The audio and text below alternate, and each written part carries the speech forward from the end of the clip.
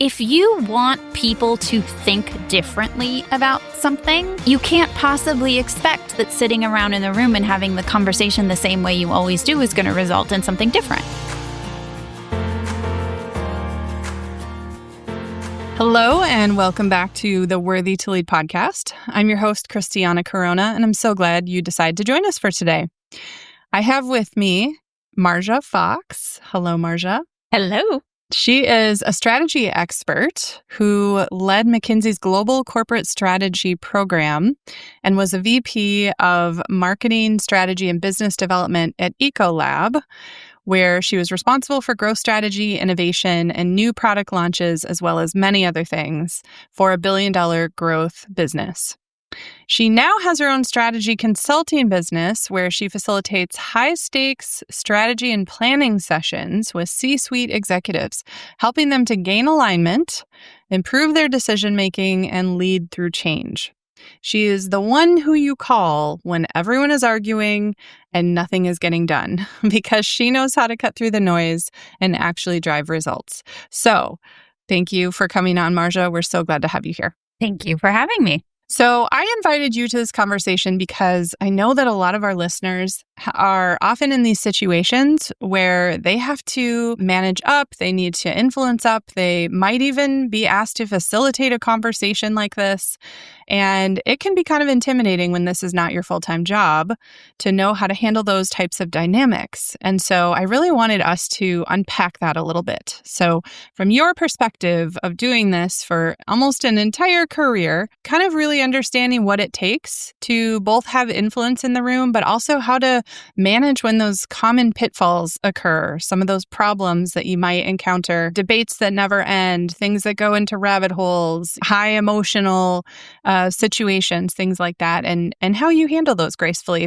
And I know that something that's important to you is doing it in a way that feels creative, that feels authentic. I know you do a lot to get people off the PowerPoint slides, so we're going to dive a little bit more into that. And just really understanding what it takes to be effective to actually get the result you want from those types of meetings. So without further ado, let's dive in. So I want to start off with a question. I hear this all the time. So when you think about corporate leaders, this group of leaders who are in the middle, maybe managers, directors, senior directors, VPs, they're often in this place where they need to influence upwards effectively. And a lot of times there are politics, there's things to navigate within these different situations, and people disagree. Like they just naturally don't agree with each other. And in those types of environments, it can get pretty intense. So what would you say if I asked you just the general question, how does one influence upward effectively? First of all, I would say, let me validate what your audience feels here. I think being a middle manager is perhaps the hardest job that there is because you are in the sandwich, right? And you need the skills of all the folks below you, and you need to start to have the skills of all the folks above you. And knowing when and how and where to deploy those, I think is really tricky. And it really is at the center of what it takes to influence up and sideways, right? Influence in all the ways that don't involve positional authority. Mm-hmm.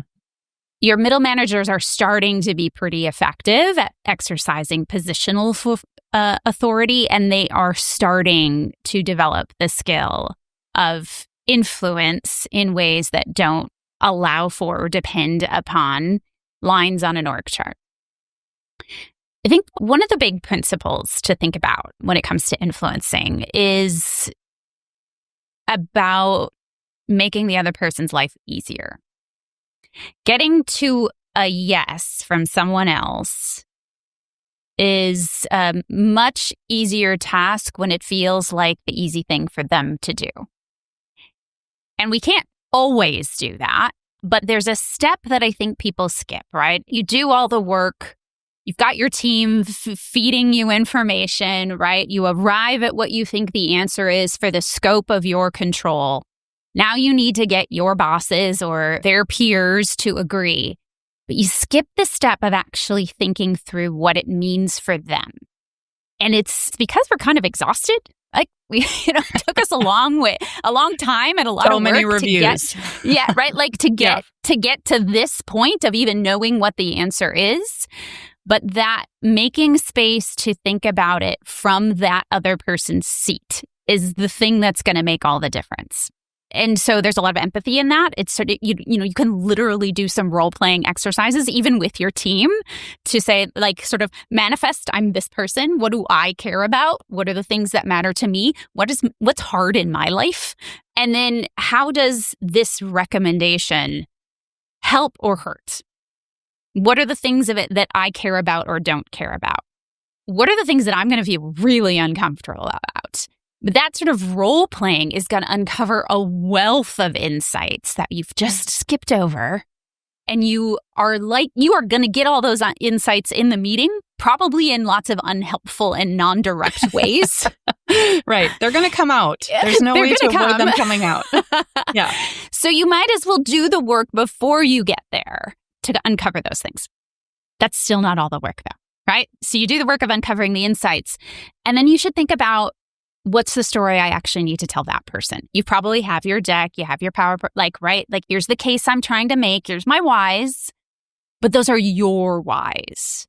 They're the logic by which you arrived at whatever conclusion or recommendation you're coming to. They are not this person's whys. And so almost universally, if you are telling the story of your recommendation in the way that you arrived at it, it's probably the wrong story to tell. You have to create some time and space to tell the story from that senior executive lens, kind of usually very top down, much more like you drill into the parts they care about. You create credibility and trust around the parts that they don't, so they just believe you.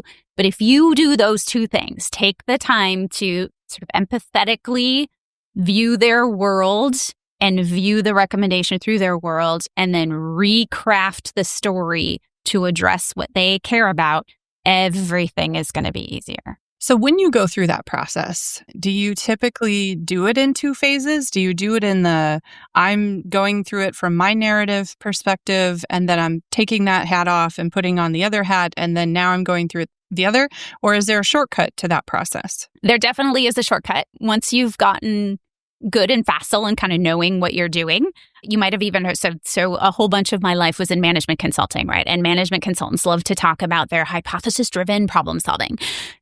We tend to think of that as like, how in the world do we efficiently get to problem statements and problem solutions?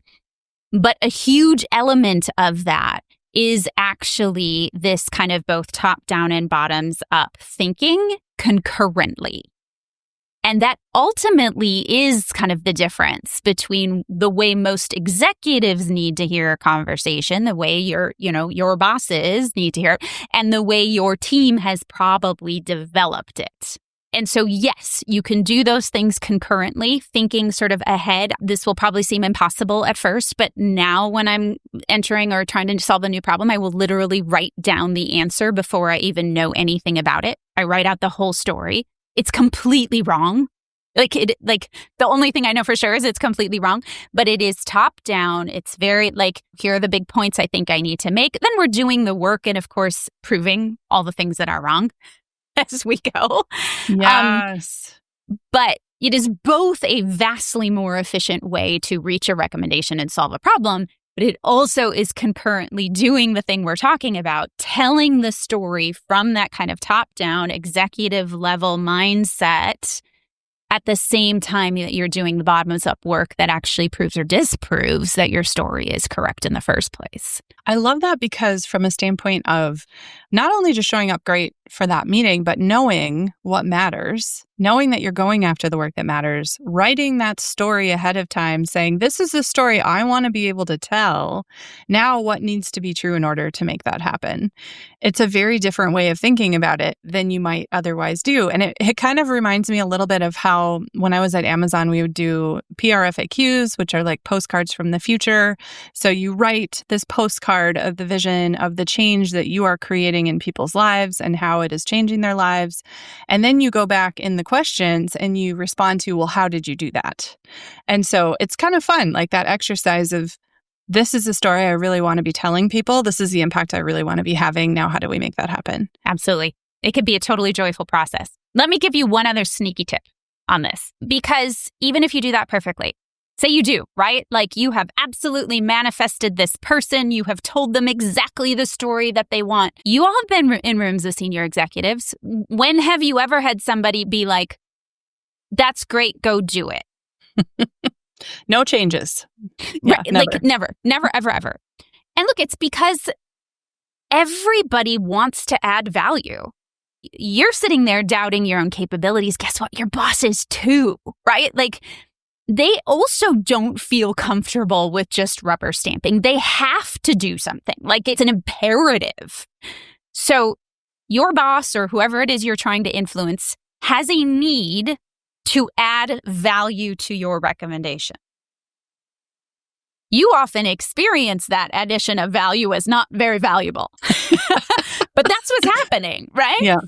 And so again, if you're clever and thinking a little bit ahead, you can ask yourself the question of, first of all, where can this person authentically add value to my recommendation?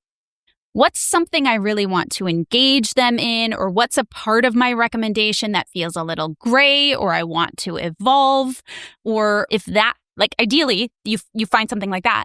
Or if you don't have something like that, where do I actually maybe even omit some detail about a thing that I have already figured out, but I let them fill it in? So everybody that you want to influence needs to put their fingerprints on what you have done. You will never walk away with a, yep, go do it. So steering where people are going to have an opportunity to do so is another great way to get the go-ahead in a way that makes everybody leave the room feeling really good about their contributions. And I don't think anyone ever wants to be in a room where they feel like they're forced to pick a certain option. Like anytime you feel that way, the more pressure you're getting to make that decision, you kind of naturally, as a human, pull back and you're like, but do I really? Is that really what I want? Is this my free will, or are you telling me the way it is? And so I love that idea of just leaning into, we know that everyone is going to add value, whether we need it or not. And how do you make that feel like natural instead of going against that energy? Right. Absolutely. So, okay, you are a professional facilitator. You do a lot of things, but you do most of your work these days is in the boardroom in these high stakes meetings, like facilitating the most difficult of executive meetings where it's like, we have a very important goal we need to accomplish or else. And oh, by the way, we probably have tried this multiple times with other people and it's failed, or we just haven't gotten the result. So how do you handle the pressure of these situations where every single time the meeting is like the most important meeting? I want to say something flippant, like, I don't know, lots of sugar, caffeine, or some other drug, Well, so look, first of all, I'm nervous every single time. Every single time. And it's actually part of why I do the work. The moment I stop being nervous beforehand will be the moment I decide I need to go do something else. So there's some amount for weirdos like me, and maybe for people to figure out how do you embrace some of the nerves and anxiety, because that is where you're learning, that is where you're being stretched. So I love what I do because I both do get to help people, right? Like I see good results, but I get results for myself personally and professionally in the ways that I am stretched by the surprises that come my way. So there's a little bit of a mindset, I think, in dealing with high pressure situations for me, in that this is where I learn. So I opt in to be in those situations. On the other hand, look, like this is something that one of my mentors said to me, I don't know, way back in the beginning of my career. I was a first-time engagement manager at McKinsey. I was feeling the pressure, right? Like now I'm just one of the team. I've got all these people looking at me. I'm scared. And I was pretty wound up. We were doing a project on K through 12 education in the state of Minnesota. To me, it felt like the future of all these tiny humans is in my hands. Like, right? Like, Yeah. but he came around, sat me down, and he was like, Marja, nobody dies on our watch. Nobody dies on our watch. Like, it's the work we do is important and it's big. And I'm not trying to invalidate what anybody feels at any given moment. But for the most part, we're not emergency surgeons. We're not, labor and delivery nurses. Like, nobody dies on our watch. So this big meeting can feel really scary. It feels like kind of all these things culminating into this thing. But the worst that happens is we have a shitty meeting. Yeah. And we are right where we started. Like, you don't go backwards. You don't, nobody dies on this watch. So I think there's just a certain amount of perspective with, I like the work I do. I like the high stakes, but they're also not the highest stakes. And it's all going to be fine. Yeah. I mean, that's a very different perspective to go into a room with than, oh my gosh, what am I going to say? Like, just focusing on the performance element of it, or the aspect. I mean, in a way, you are on display. You are speaking in front of a very high-powered group. But what you're saying is there's a lot of other things that are scarier and more life-threatening, perhaps. And I love that you've reframed the nerves as excitement to be putting yourself in a place of learning and growth. Like, today, I know that when I go in this room, I'm going to be stretched. And if I wasn't feeling this way, maybe I wouldn't even want to be here. Yep. That's awesome.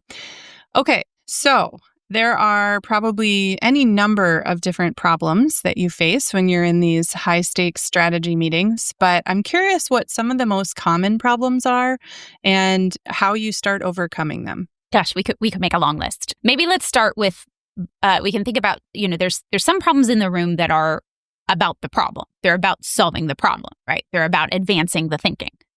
There are some problems that are very much kind of human dynamics and interactions, and even the loveliest teams have human interaction challenges.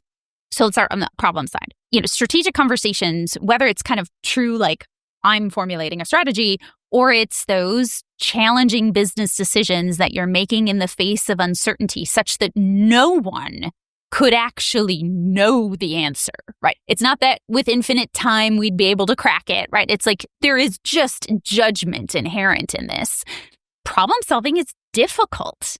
It just is. And so you will see that manifest itself as a general sense of confusion, sort of a lack of direction in the conversation. It sort of feels like maybe it's meandering, or people kind of repeating some of the same points over and over again. They must feel like they're not quite landing or not being incorporated. So you often don't, it's often not that somebody's, we're not solving the problem properly, right? It sort of manifests itself in what feels like much more kind of human discomfort. But those things trigger to me that, like, all right, we need more direction, or we need more granularity in how we're solving this problem. So usually when that happens, it's one of two things.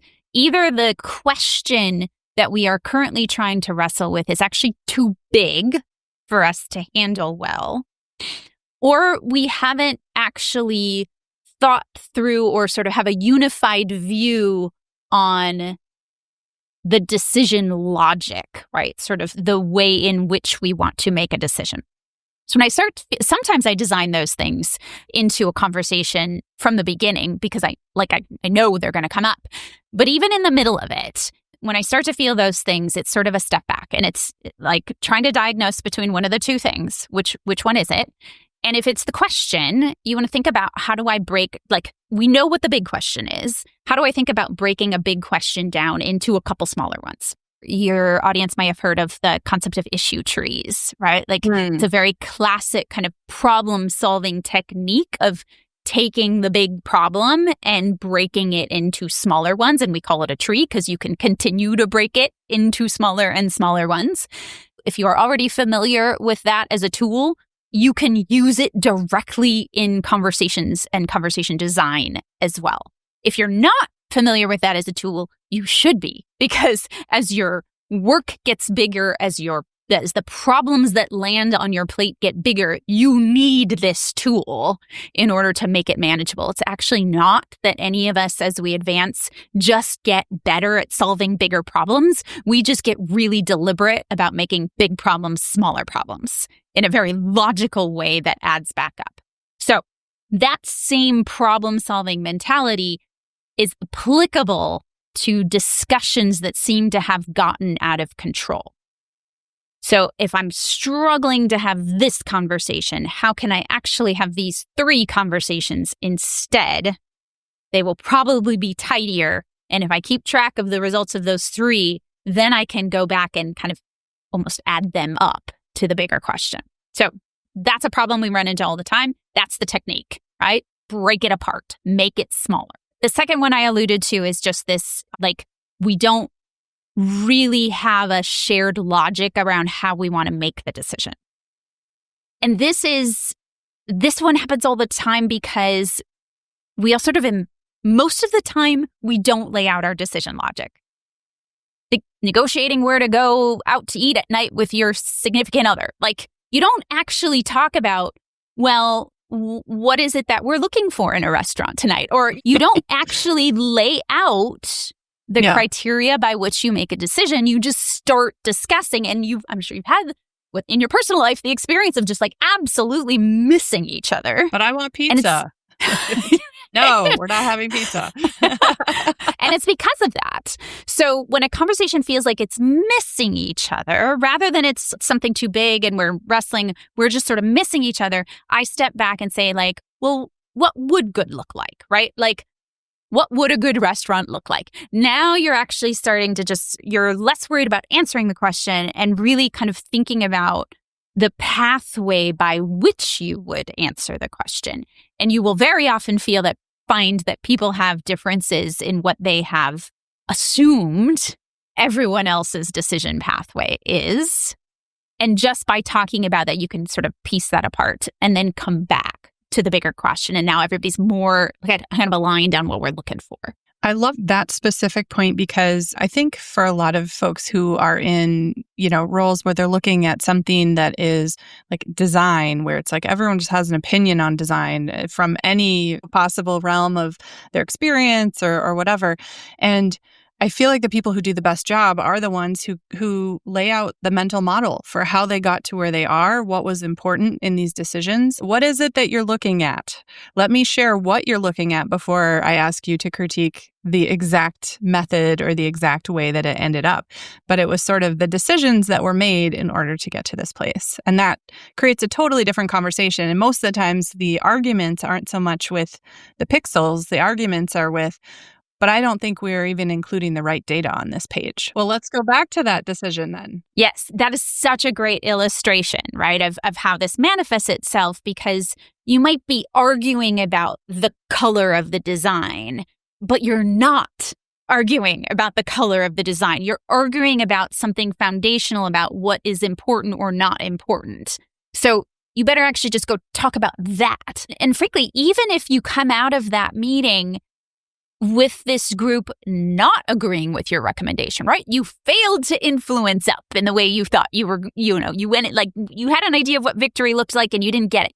But if you walk out of that room with clarity around the decision logic or the mental model, as you called it, of the people that you do need to influence, that is a huge victory. You have learned so much with a clear, shared mental model that you're going to go back and be very successful next time. Frankly, some of it might actually make your answer better. It might. Yeah. It might. It just might. So those are some of the kind of problem solving challenges that manifest in the room.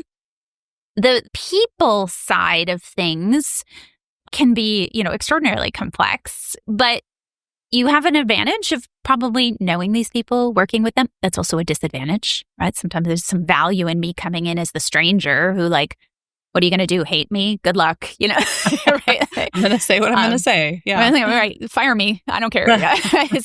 So there's both sides. But the ways that people stuff manifests itself can sometimes look like problem-solving challenges, but it's usually more disengagement or a feeling that somebody's talking about something that's irrelevant. Well, it's important to them. That means I'm missing something. Or people that you know who are smart saying things that feel really illogical. Like they just feel incoherent. They frankly feel kind of dumb. But you know they're smart. So like something else is going on.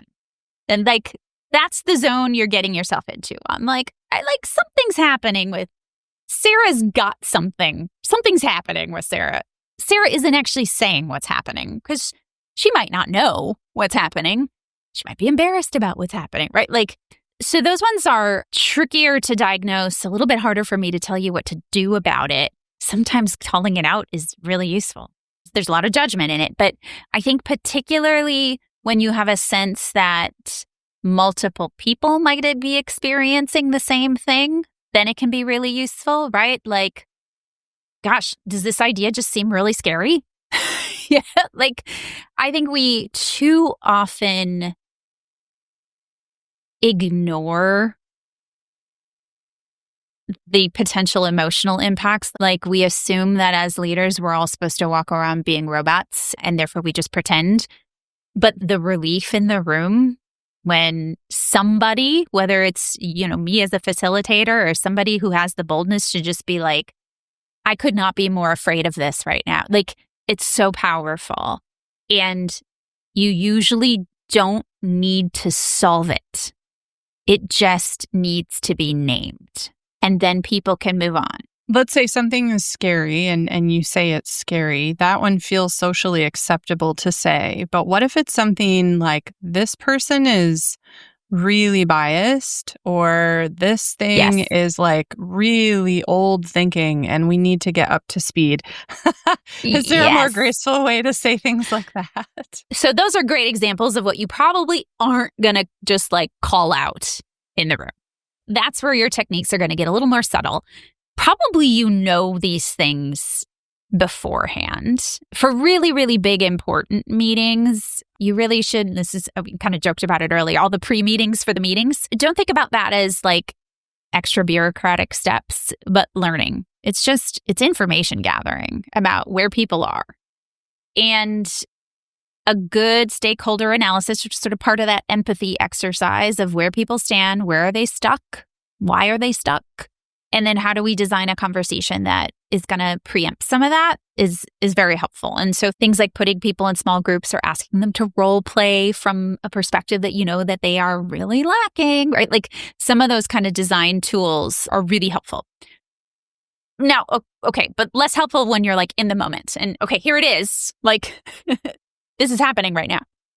So I think in those situations, kind of knowing who your allies are is really useful, and calling on folks who can articulate what you think is the kind of correct or balancing perspective is much more valuable than like, Sarah, you're full of shit, right? Like, right?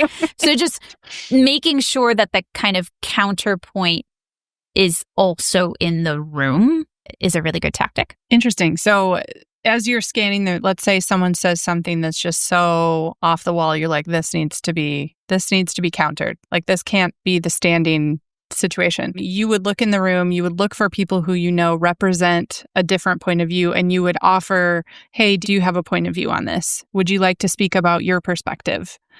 Or whatever, just to even out the conversation a little bit. Creating airspace. And I might first just be, like a sort of, okay, like restate, we're picking on Sarah today. Poor Sarah. Restate Sarah's position, right? She needs to be heard. So don't ignore. That's a guaranteed way to like have something keep coming back. So like, I hear you're saying this. Does anybody have a counterpoint to that they'd, like to share? And if nobody's forthcoming, then maybe it's, hey, Tom, you and I were talking the other day about this, right? Like you can kind of get a little more pointed and if log the statement and then create space for additional statements to be added to it, I think is useful. Let me offer another alternative. If somebody says something truly crazy off the wall, like that's the technique I would use. But most of the time, people will say something that is sensible, in line, right, productive, helpful, even if it's 5 or 10%. So a technique I use all the time is Sarah says something, whether it's because of her biases or she's just not getting it or who knows what, like it's 90% off. But the 10% that is good, when I'm like, Sarah, what I hear you saying is blah, blah, blah, I will amplify the 10% and ignore or like give short shrift to some of the stuff that I think is, maybe not that helpful. And here's the beauty of this. Okay, so now you don't have to fight with her at all. You've picked up on the good parts. Unless she really is like carrying some sort of baggage with her, she actually might feel really good. Like you made her feel pretty, like she made her look good. You made her feel smart. Like this thing that you said, I love this part, right? And so you can build a lot of momentum by actually just pulling out the nuggets of the good things that people have said rather than kind of getting fixated on fighting the parts that don't make sense. I feel like that is so wise, whether it's in a boardroom or in life. Like, how often do we pick up on all the things that we think are wrong and then over amplify those rather than, oh, let's extract that one good thing. Let's make that the highlight. And as the facilitator, it sounds like you're kind of the storyteller of the room. And so what you hear, things get filtered through you, and you get to then project a narrative about what is happening in the room. And it's your choice. You could choose to pick up that 10% of what that person said and say, how can I build on that 10% now? Let's move over here. Yeah, this is my deep, deep, dark secret that nobody knows. Because everybody thinks about a facilitator as a very neutral party. I am not a neutral party. I have constant judgment going on on what is useful, what is helpful, what is really off, what is kind of just dumb. And in both my words, but I write. And I would encourage, like, I know it's just not a common tool in our boardrooms, but it should be. Like, get up at the whiteboard, get up at the flip chart. You choosing what to write down is potentially the most powerful thing that can be done in that room. We do not think about note takers as powerful people, but we are wrong. And the perception that the note taker is neutral is to your advantage. So the same principle of whether you're repeating it verbally or you're choosing what to write down as you construct this story is you very much steering in a way that people just don't tend to recognize as steering and don't feel manipulated by. I have had a similar experience where I remember being a co-facilitator for some meetings with someone who really wanted to drive a certain outcome, and they were trying to imagine how they would make that happen in this room. And I did tell them one of the things I said, you should be the one with the marker. Do not give the marker to anybody else. You get to control what goes over here on the action list and what goes in the parking lot, because some stuff needs to just go in the parking lot. And if you're the one writing, you get to say where it goes. You do. It's so true. And also which words get picked up on and built off of. So I think that's a brilliant one where it is so much more than just repeating back what you hear. You are crafting every step of the way. You're crafting a path. You really are. Okay, so speaking of that, I mean, I feel like storytelling is a creative art, but you do a lot of other things that are creative that play an important role in facilitating productivity in the room versus just noise. So I'm curious if you can talk about some of the creative techniques that you like to use that help people get really engaged and have meaningful conversation. In some ways, we are gifted with this being kind of incredibly easy because every meeting you've ever been to is the same. You come into a big room with a big long table and people sit around it and they all talk and nobody ever moves. Nothing different ever happens. You probably have a presentation that you're supposed to listen to and then you're supposed to talk about it. And then somebody at the end says, here are the next steps, and then you leave the room. Like, every meeting is the same. So it's really not hard to interject something that is going to feel quite a bit different. And I think people's initial reaction to that is actually sort of fear. right? That it's like, well, like this is the way it's done. It's like tried and tested and true. And like doing anything that deviates from that feels scary. But two things I would say. First of all, do you really want to sit in that meeting again yourself? Like, do you think anybody else does either? Or are they going to be kind of excited to try something new and different? Even if it doesn't work, like mostly people just think it's kind of fun to break the monotony of every single meeting they've ever been in. So, like, I get it. You're nervous because it's not the way we do it, but like, let that one go. The second thing is that if you want people to think differently about something, you can't possibly expect that sitting around in the room and having this conversation the same way you always do is going to result in something different. It doesn't make sense. So if you want a different outcome, you have to have the conversation in a different way, period. And this might be like the most important thing I bring to my clients. So like saying it feels so high stakes. They've been having this conversation over and over again. They're not getting anywhere. Like, oh, that seems so scary. But the truth is they've been having this conversation the same darn way. So I'm going to come in and have it a different way. Like there's a decent chance that that's going to result in something different. Okay. That's my pep talk. Now, ways to make a difference. Keep going. There are like infinite ways to make a difference. Think about it as a numbers game, just as a kind of way to orient. Maybe your meeting has 10 people in it. A very kind of simple filter on how to think about your creative options is taking that 10-person meeting and making it 2 5-people meetings, or math 3-3-4 or 2-2-2, right? So you can change the dynamic fundamentally by playing with the size of the meeting. And it can be things as simple as asking people to write down their own answer to a specific question before they start sharing.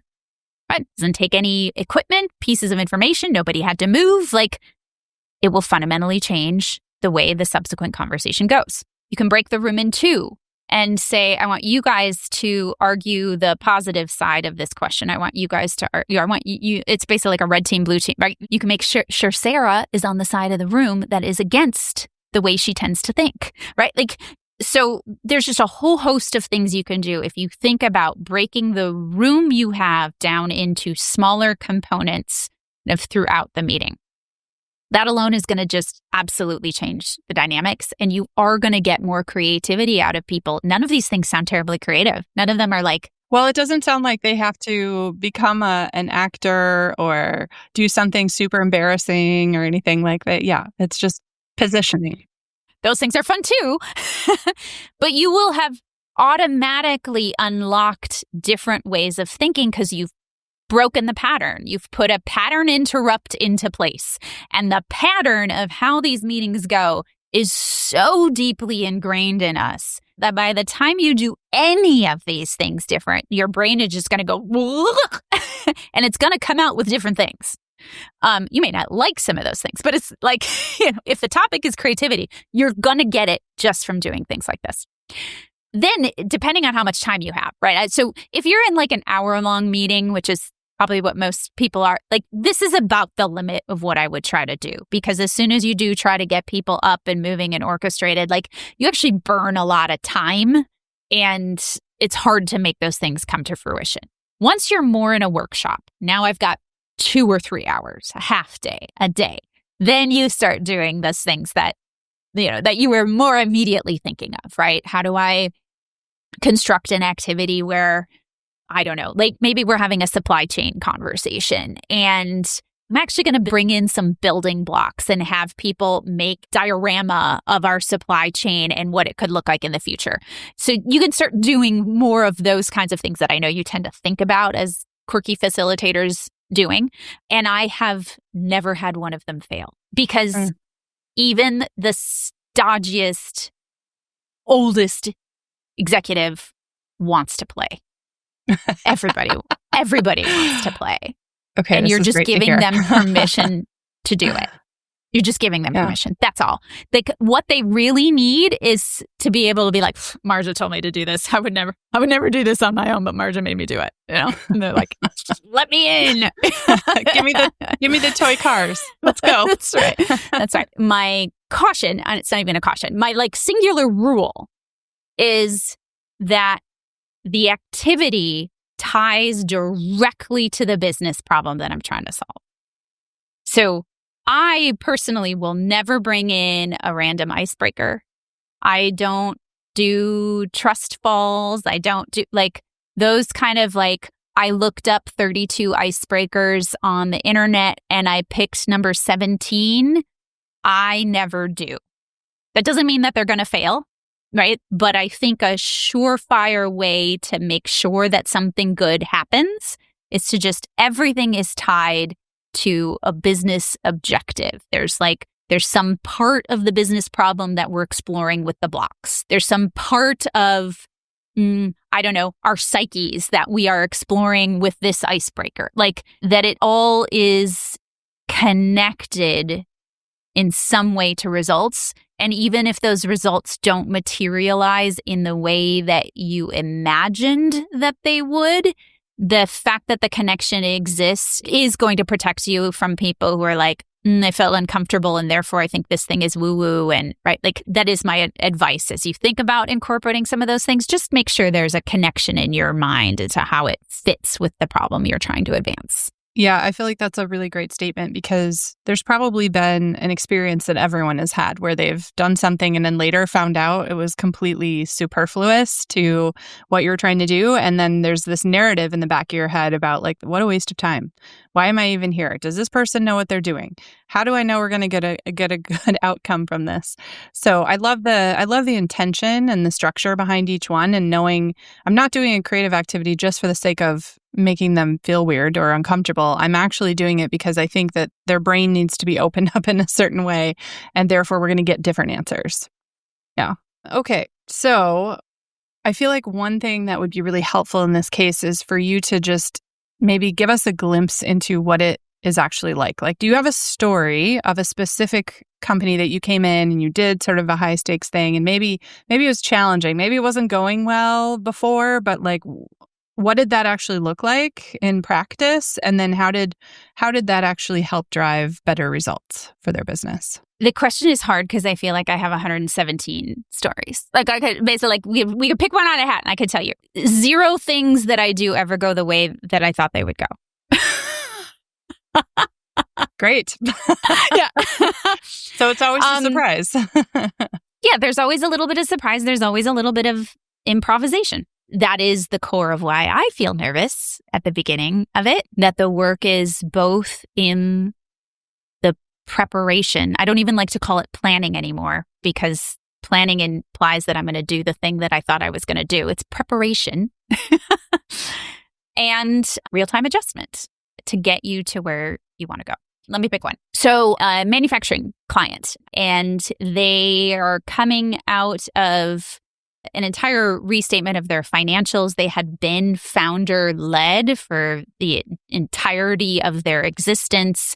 That founder was 85, stodgy, right? Knew all the things. The culture in that place was not good. Nobody had ever been allowed to speak, more or less, right? Sort of do what the boss says. But this guy had made a number of bets that flopped, and the bank had to come save the company. And as a result, he was removed as CEO.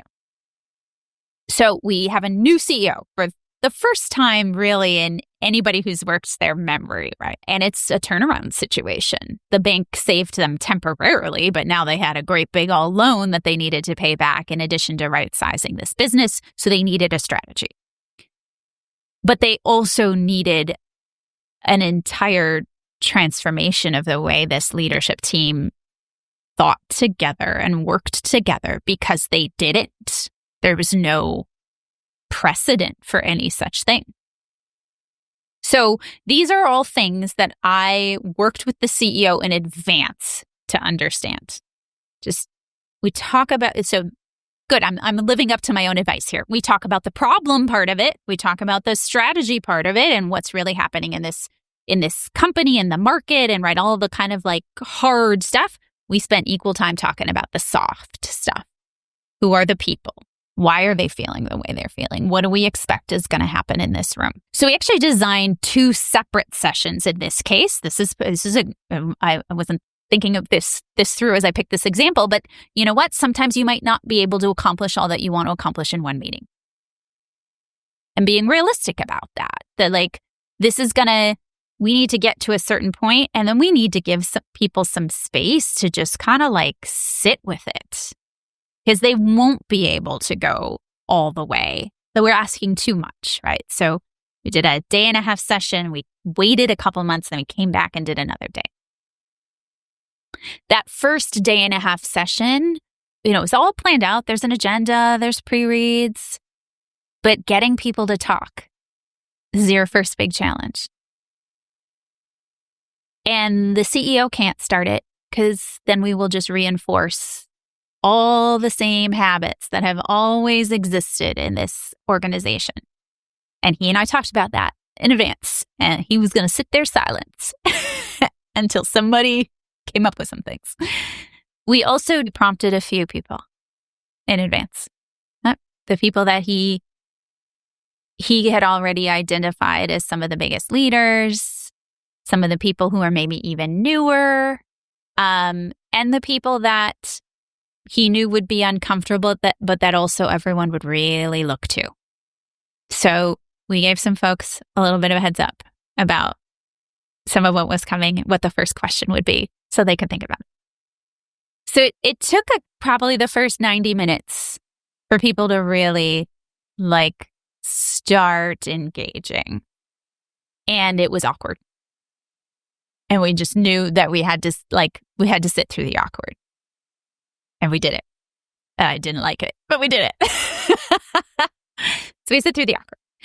Then once we have now set the tone enough, then we started breaking into smaller groups. Because if we had broken into smaller groups right away, I think we would have kind of continued that sort of silence, right? But we needed, the culture shift needed to happen, sort of the expectations of this CEO for this group needed to happen in a big group. But then we needed to let them stretch their legs in smaller groups. When you're in smaller groups, just math, everybody gets to / has to speak more. So putting them in a smaller group to really discuss, in this case, they were discussing what it was that really made their organization special. We're kind of trying to get at core capabilities, right? Something they should all know something about. So nobody can hide behind I'm not the expert, this isn't my functional area, but also in smaller spaces where they all had a task and they all needed to contribute.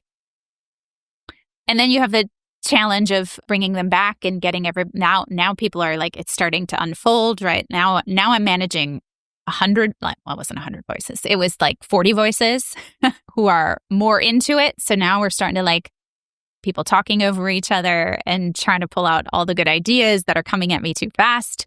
We stopped at one point and actually then did, I know, classic facilitator sticky dot exercise, but to try and synthesize, right? Now we've got 40 people engaged, made a map of some capability dichotomies, right? Are we a private label manufacturer? Are we a branded player? Are we low cost or are we high service, right? And made a visual exercise for everyone to come do these things. We could talk through more of the agenda, the flow, right? There's things that you're doing designed to kind of address both the problem, advance the problem solving, and the people, some of which is anticipated and some of which is you're sitting there live in the room. So here's an example, trying to bring this to life for you guys. An example would be this one fellow who was quite sure that we shouldn't do strategy at all if we haven't talked about mission and values.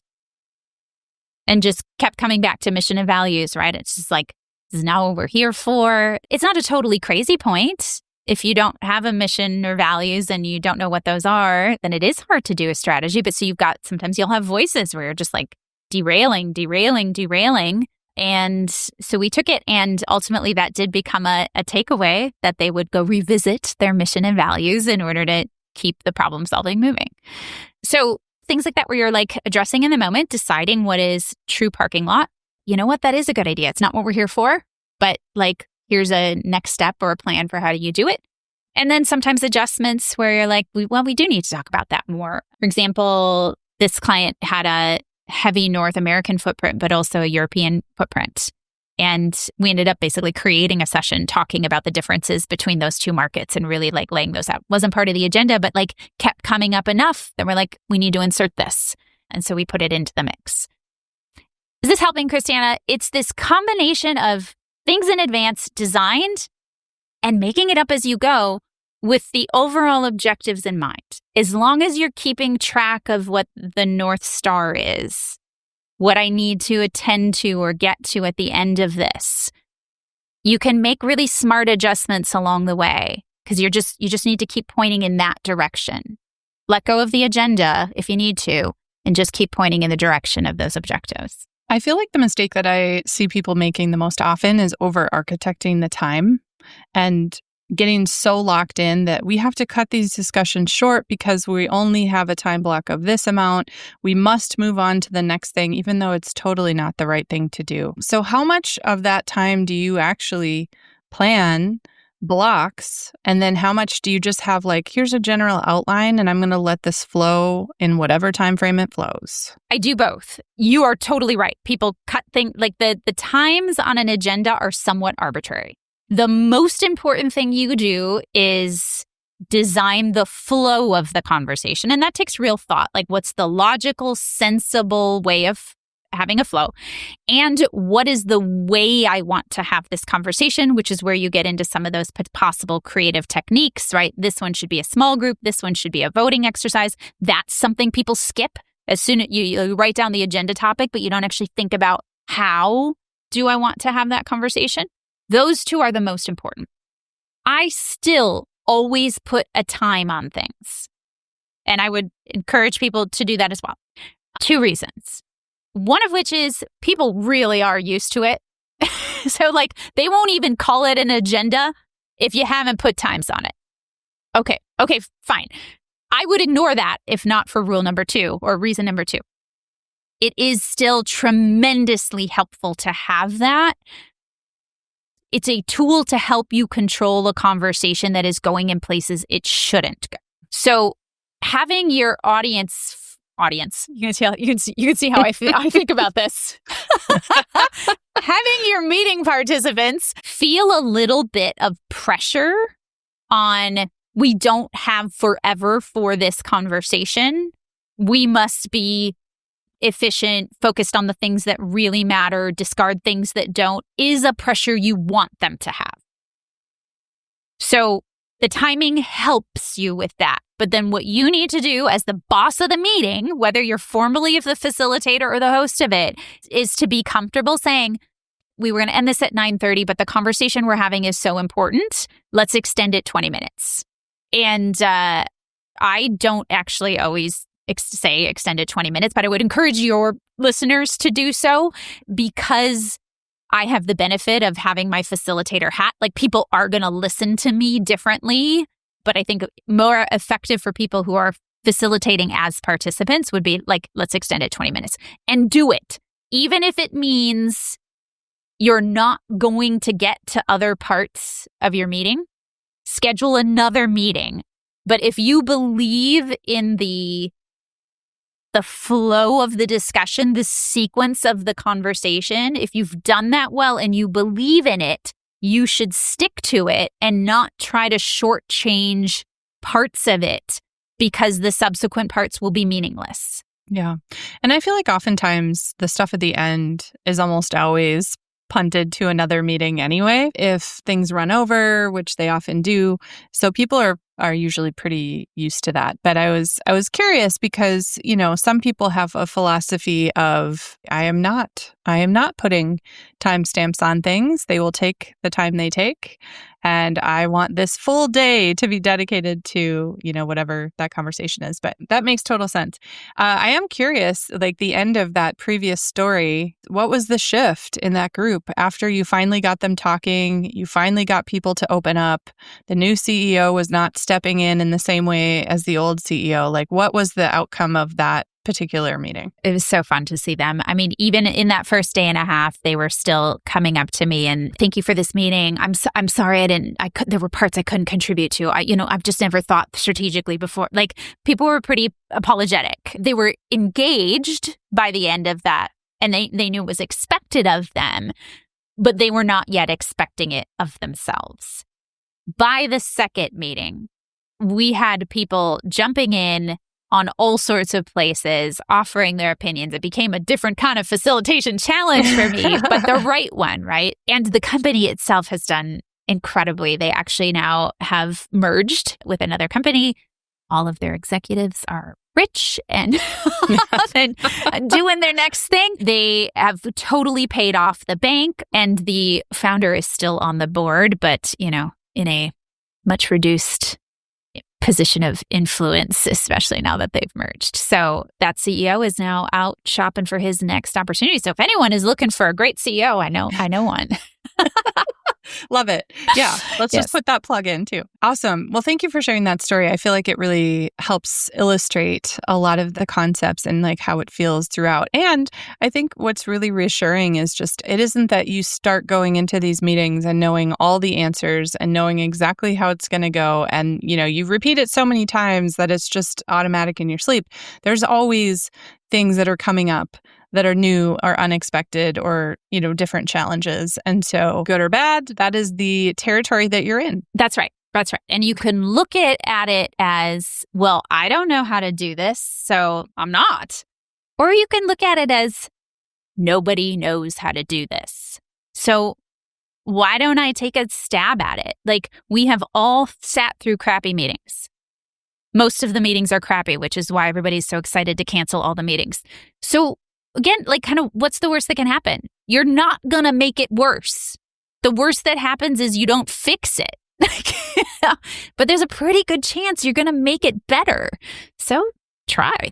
I love that. Okay, so since most of the folks on this call are probably informal facilitators, but probably not strategically trained facilitators in executive boardrooms, what would be your advice for them just thinking about stepping into this role more often or more confidently, and how they can start doing this a little bit more each day? First thing I'd say is I'm not formally trained either.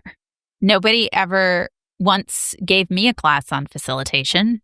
In fact, the word was never mentioned while I was at McKinsey. There do exist some facilitator trainings that I have now encountered. But let's be real, most people are not trained. So that is not an excuse.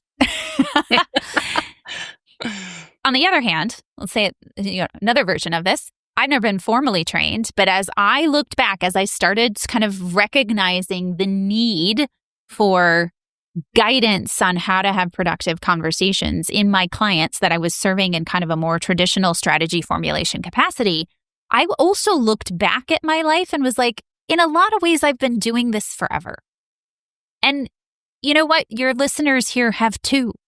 If they actually just think about it, how many times have they had to guide a conversation at home, at work, in their hobbies, you all have skills around facilitation that nobody has ever named.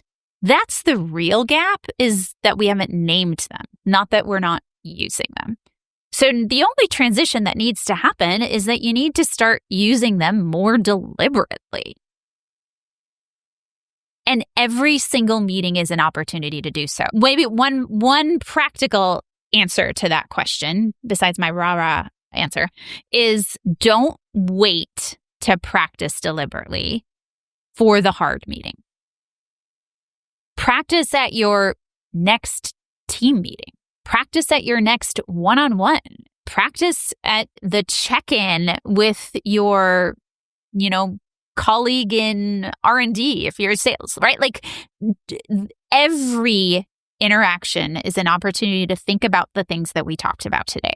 Who is this person that I'm about, or people that I'm about to meet? Where do they actually stand? You can do it. You can do it as you're walking to the meeting or firing up Zoom. What story would they need to hear? What makes their life hard? How am what I'm about to tell them gonna impact them? We're going to talk about the big question. What are the smaller questions? So don't wait until it's hard. Don't wait until it's an emergency to get deliberate about practicing and expanding the skills that you actually already have.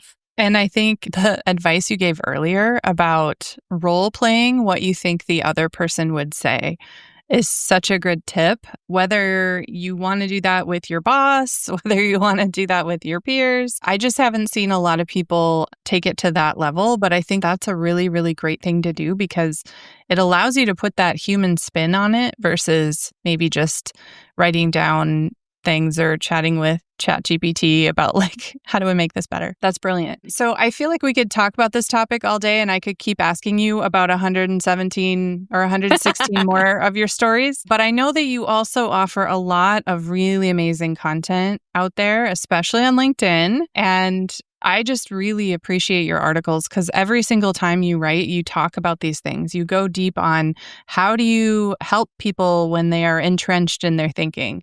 How do you help break up this particular problem cycle that we see over and over and over again? And I feel like your advice is very, very practical. So with all of that preamble, where can people connect with you to learn more? So LinkedIn is a great one. Happy to accept any connection request. The other thing that people might be interested in is a newsletter that is a little bit nascent, but I am now every 2 weeks kind of putting into a little bit more long form some of these tips, some of these observations, and some of these stories around what this really looks like, right? I appreciate you calling out that it's practical and tactical because this is not about sitting in academia as a professor, and it is not even about being at McKinsey and serving Fortune 500 clients anymore, right? This is about rolling up your sleeves, getting the fingernails dirty around meetings, good meetings and good decisions on your hardest problems. And so I write about that every 2 weeks is probably the second place I would go direct people to. Perfect. We will make sure and include that in the links with the show notes so people can go sign up because I'm sure this is just scratching the surface. I'm sure they're going to have so many more questions for you. So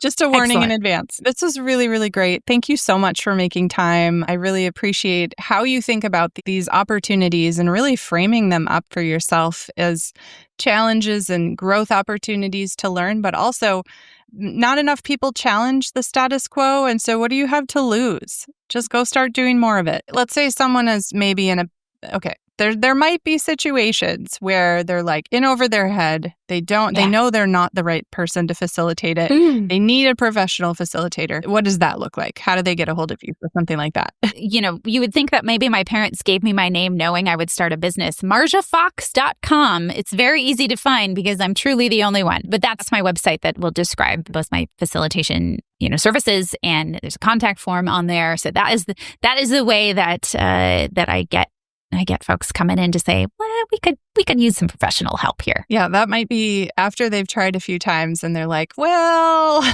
this decision's a little bigger than I thought. It is hard. And look, I will, here, now that you're going to let me get commercial for a second, it is harder for you as a part of the organization to do the things I just talked about than it is for me as a strange third party. It just is. So it's not even just that I've been doing it longer and I have more reps, right? Like there are irreplicable, that's a word, advantages that I have as a third party. It just is. Yeah. And I think you brought, in fact, just to quote one of your own posts back to you, I'm pretty sure you talked about that because one of the things that makes teams really great at execution is being able to align and come together and rally around a common goal. And one of the things that you bring to the table is playing the relentless challenger or the devil's advocate or the red team and being able to say, it's okay, I got no political stake here. I can come in and I can challenge the status quo. I can push back. And so sometimes that's a really, really helpful exercise when people are just too stuck and they can't get past that. Okay. Beautiful. Thanks again. And I'm sure we'll be talking to you again sometime soon. And thanks for coming on the show. Thanks for having me.